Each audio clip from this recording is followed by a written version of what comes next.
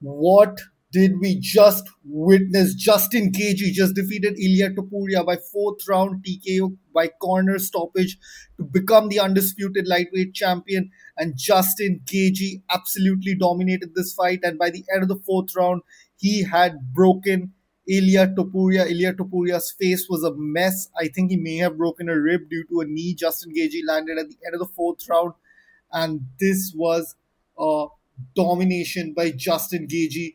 Hats off to Justin Gaethje's team of Trevor Whitman and his coaches who read El Matador's game like a book, created an amazing game plan where Justin Gaethje followed to the T and won that fight by domination. He followed everything which Trevor Whitman said in the corner. Trevor Whitman gave some great corner. If any coach wants to learn how to give great corner advice, just Trevor Whitman, respect to him. I will go over this fight round by round. In the first round was close. Justin Gaethje was landing some great jabs. Ilia Topuria was also landing some good jabs and great right hands. But Justin was taking it, and that's the big difference. Usually, when Ilia lands that clean on his opponents, they are either really badly hurt or they get knocked out. Justin Gaethje, but even at the end of the fight, he did have a mark on his face, and Ilia Topuria's face was a mess. And Justin Gaethje, right at about the midpoint of the first round, landed an uppercut and opened up a cut on Ilia Topuria's right eye, which would go on to become the story of the fight. That right eye was a botheration for Ilia almost all through the fight. In fact, at the end of the third round, I believe the doctor was about to call off that fight because apparently Ilya was not being able to see at all from the right eye, but the fight went on. In the first round, towards the end of the round, Ilya did land some good shots, but I think Justin Gaethje landed some good head kicks, which partially glanced Ilia Topuria's head, opened up that cut, landed some good right hands of his own. So I gave that first round to Justin Gaethje. That second round also started off competitive, but at the second half of the second round, Ilia Topuria started landing some great shots to the body of Justin Gaethje and crumpled him to the ground. But Ilia Topuria, in a baffling show of less fight IQ, I would say, Ilia Topuria was really, he looked like shit in this fight, by the way. I'll just say it. He looked really slow compared to what we've seen earlier. He wasn't closing the distance as quickly as he usually does, and I guess all the credit goes to Justin Gaethje.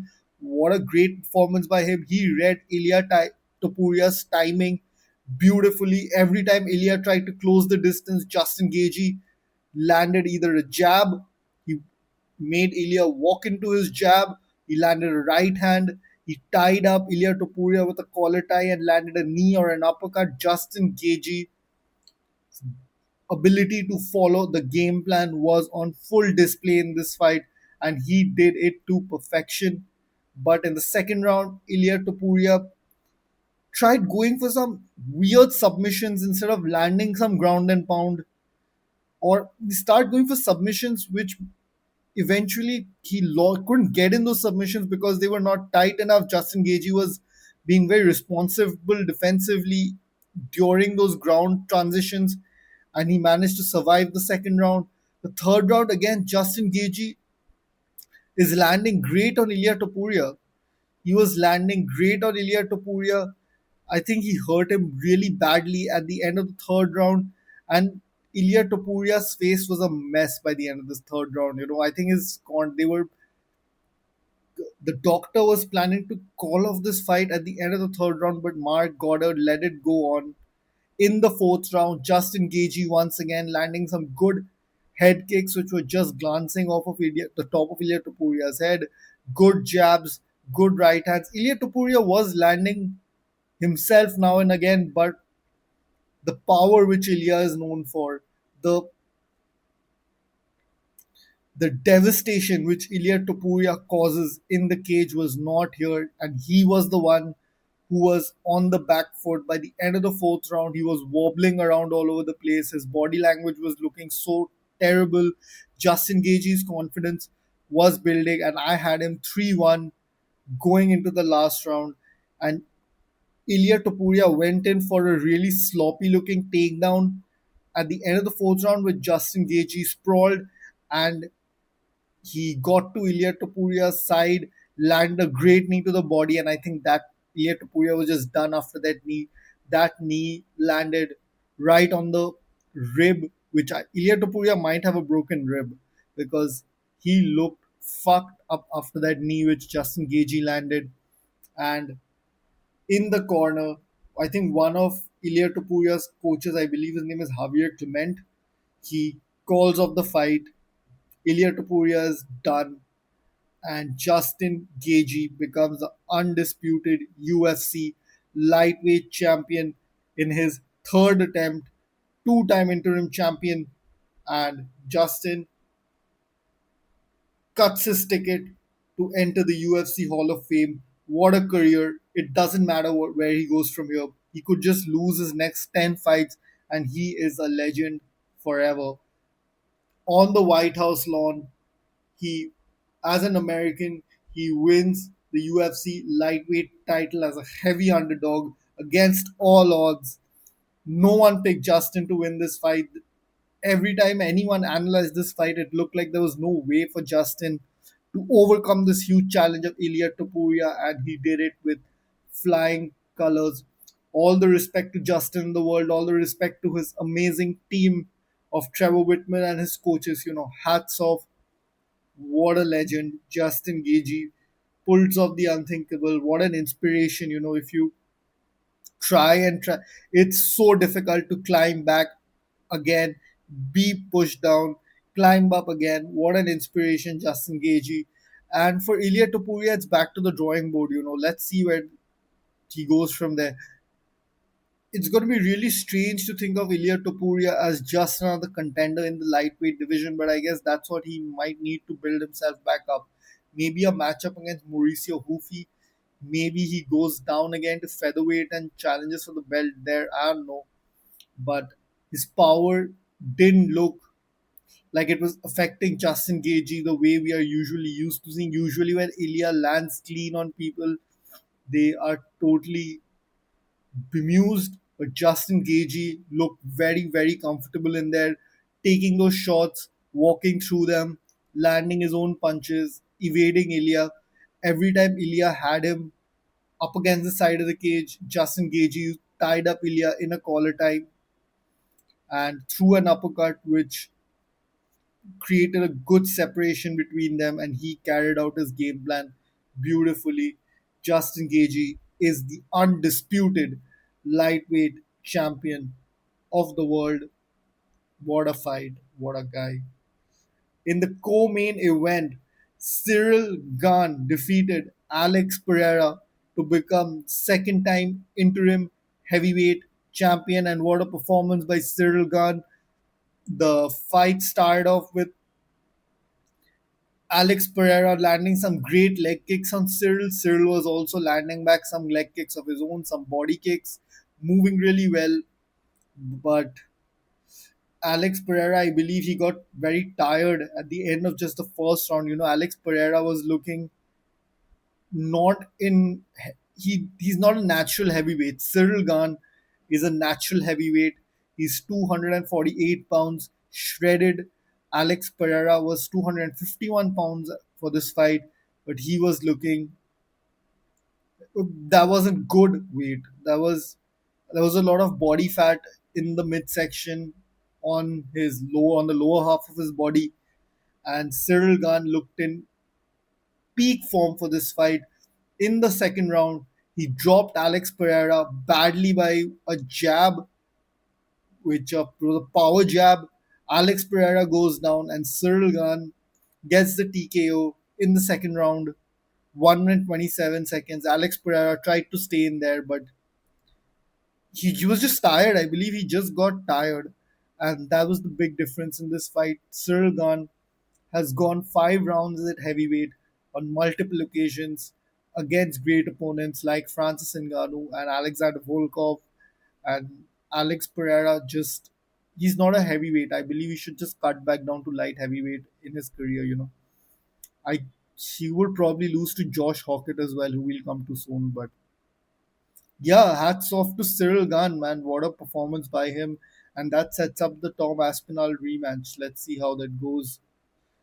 But I will say Cyril Gane is one of the dirtiest fighters in the game. He landed 10 back of the head shots, and I believe at this point fighters should just be poking each other in the eye and landing back of the head shots because you're never going to get penalized for it ever. So just do it.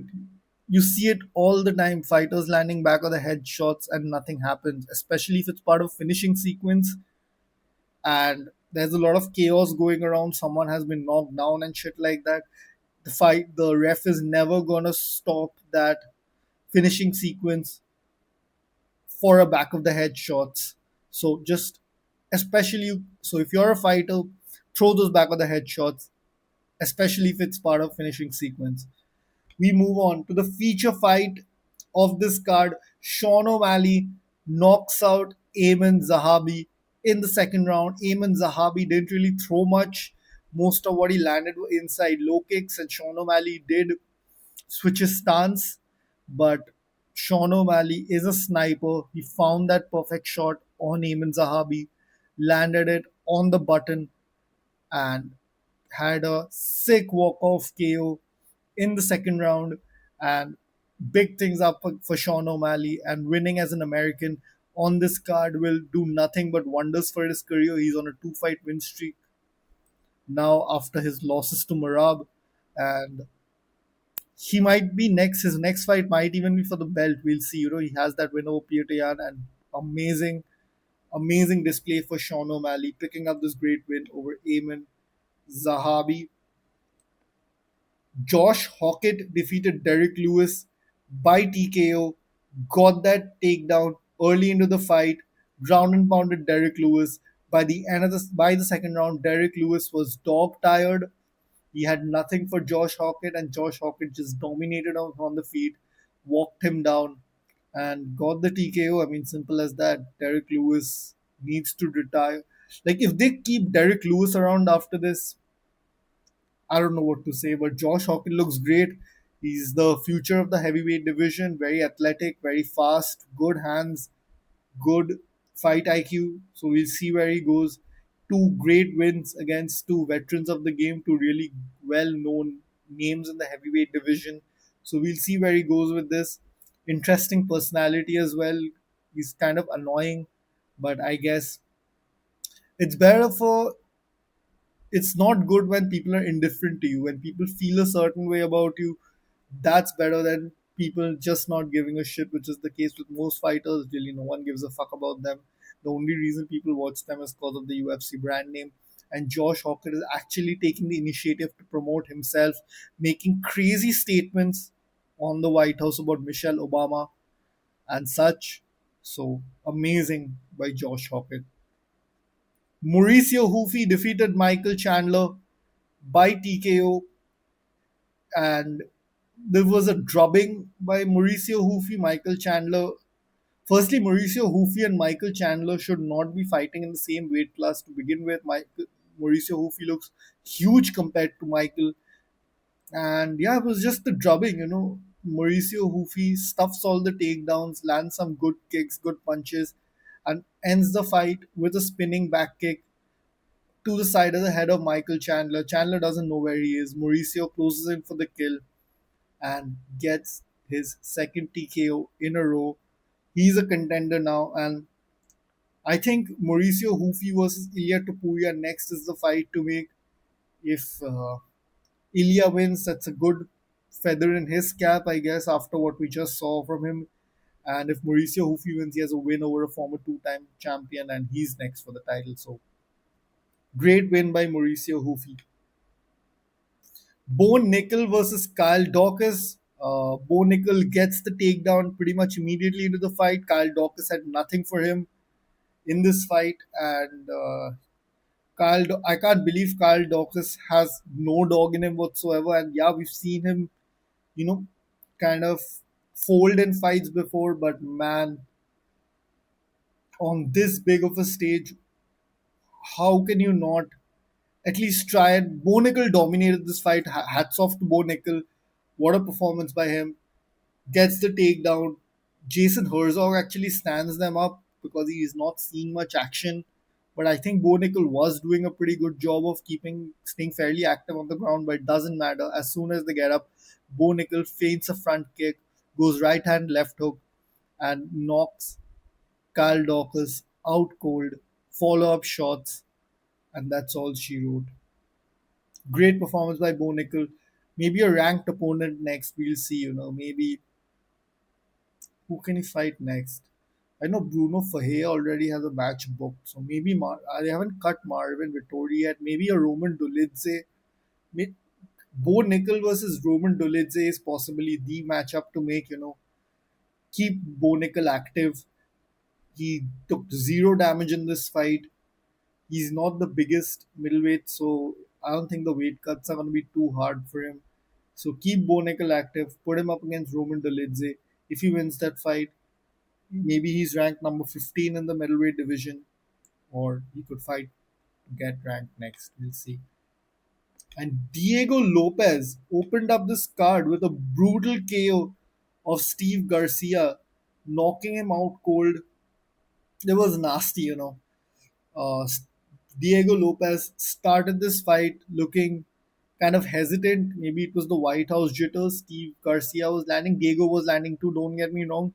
But as soon as the fight got into a scrap in the pocket, Diego Lopes, no one scraps in the pocket like Diego fucking Lopes, man. This guy is so fucking cool. He's so good. He's so, like, if you're not a slick guy, if you're just a regular boxer, with the front back, with the move in and out footwork, just bouncing around. Diego Lopes is gonna KO you sooner rather than later. He is a savage, and that's it. That's the card. What an event! And I just want to end this video by saying hats off to the UFC. Everyone working behind the scenes to make this fight happen. Of course, the fighters, Dana White, legendary. This event was legendary, and for the UFC to be able to pull this off in the White House, goated stuff. Just when you think the UFC is kind of taking a downturn, they do some shit like this, and just legendary. And Justin Gaethje ending the night like that, fairy tale ending to this card, just beautiful stuff. Beautiful, beautiful. Um, wow, this is why we became fans of the sport. This was amazing, and the UFC must have had to come overcome so many challenges getting this card created, but they did it, and just legendary stuff by the UFC. I'm buzzing.